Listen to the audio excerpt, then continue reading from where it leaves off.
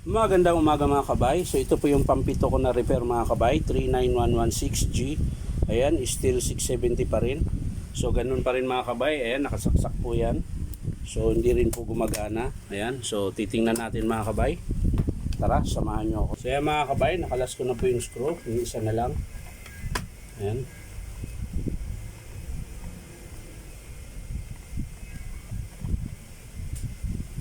Sa mga may unit nito mga kabay, nahihirapan ba kayo magbukas? Ayan.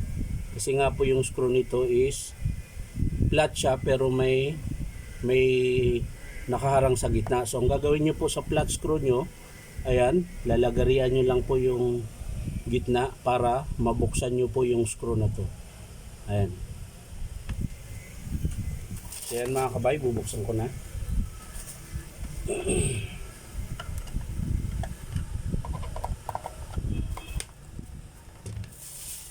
So dating gawi pa rin mga kabay, hindi ko na siya i-tester kasi kita ko na po, ayan. Ayan po yung putol nyo. So ang gagawin na lang natin, kakalasin na lang natin dito sa terminal. Ayan.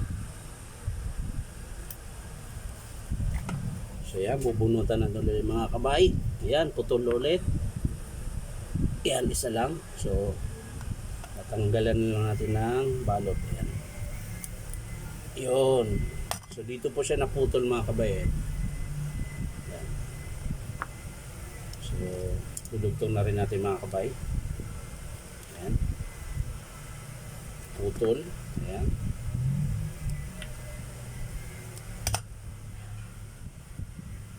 Tapos tupi. Yan. Ganun din po sa kabila mga kabay. Yan. Kakabit natin. Kabitan na.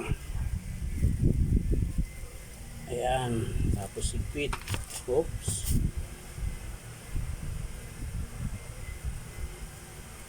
Ayan.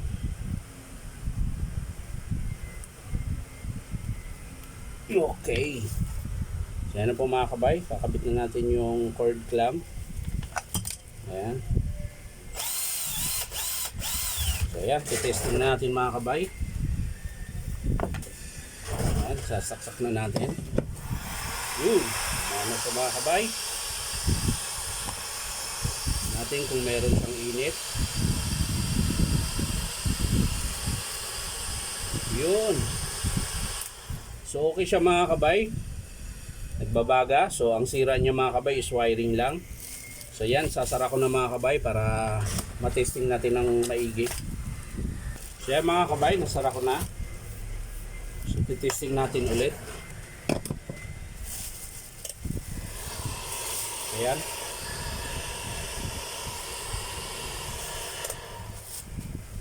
So yan lang mga kabay.